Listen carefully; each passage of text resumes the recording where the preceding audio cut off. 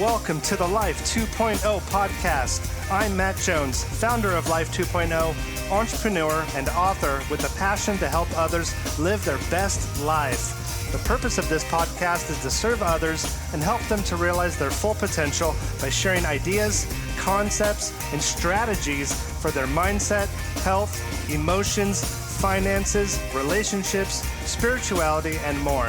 If you want to be happier, if you want to be more positive and live a life of abundance and prosperity, live without regret, learn what it takes to live a more fulfilling existence, discover your own purpose and passions, that's what we're about.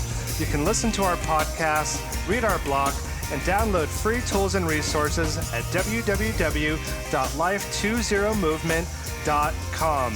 Join the community and upgrade your life today.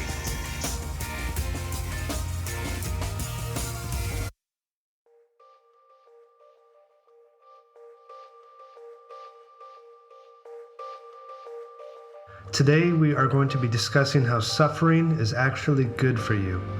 Pain and suffering is often looked at as negative. However, disruptions in our lives can lead us to shifts in our thinking and being. It forces us to question our thoughts, adjust our reality, and move in a different direction.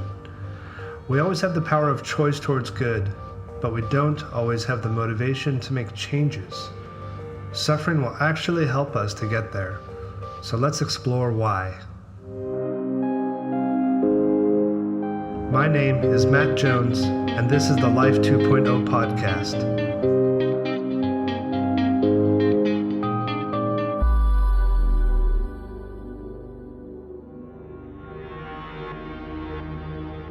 Today we're going to be talking about suffering and how it is actually good for you. Suffering is natural for everybody. Nobody goes through life without suffering. When you learn to accept it, view it, study it, a new vision starts to arise. We start to learn that suffering is actually a good thing, a healthy thing. During no other time do we get such deep and powerful feelings than from suffering. These powerful feelings as a result create an imbalance within us and force us to naturally want to move away from pain. I'm not a Buddhist myself, but there's a lot of wisdom that we can learn from Buddhism, and that's why I'd like to discuss the Four Noble Truths. What many people may not know about Buddha is that he was raised in a wealthy family. He had riches and luxury and a popular status in the community. He was raised with a certain understanding that life is easy, and that became his truth. It wasn't until he went out in the world that he realized he had been raised in a distorted perception of life, far from the truth of reality. So he gave up all his possessions and went on a quest for enlightenment. He then came up with the Four Noble Truths and the Eightfold Path. The first noble truth is that life is suffering, known as dukkha. Suffering is an inescapable part of life. The legend said that when Siddhartha Gautama, who later became the Buddha, left his palace, he saw an old man, a diseased man, and a decaying corpse. He realized that our lives include struggle, anguish, and pain. This is the truth of suffering. The second noble truth states that the cause of suffering is desire, known as tanha. This says that suffering stems from the greed, ignorance, and hatred that arises in our minds. Our craving to avoid the difficulty life throws up. This is the truth of the origin of suffering. The third noble truth is that the cure for suffering is to remove desire, also known as nirada. The third noble truth is that we can end all this if we can stop craving and respond differently. Doing so brings nirvana, or awakening. It's a state of complete wisdom and compassion for all beings. This is the truth of the end of suffering. And the fourth noble truth is to remove desire and follow the Eightfold Path, known as Magga.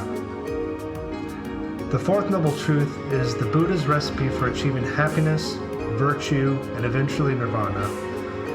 This is the truth of the path to the end of suffering, and that is also by following the Eightfold Path, which is known as number 1, developing understanding.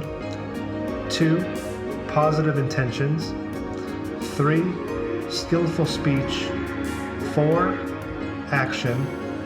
Number 5, livelihood. Number 6, the right kind of effort. 7, cultivating mindfulness. Number 8, mastering meditation. The Buddha compares his teaching to a raft that a man uses to cross a raging river.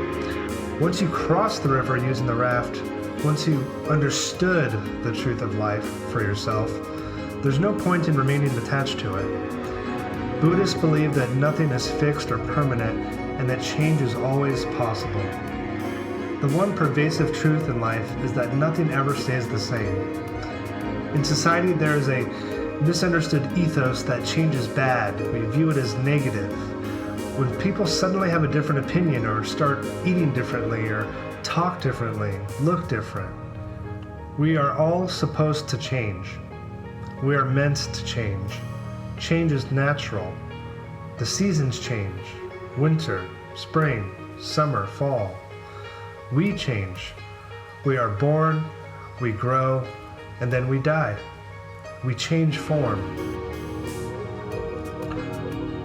The famous Rumi on suffering said that what hurts you blesses you.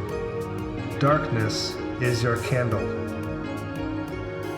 This meaning that when we learn to let darkness in, it becomes our light, illumination, our enlightenment. So, appreciate your suffering and all that it brings. It will bring you insight and wisdom beyond your wildest imagination. Your relationship with your mind, body, and soul will deeply improve once you begin this process and radically transform your reality to one of happiness and fulfillment. Thank you for listening to this podcast today. Wishing you all lots of love.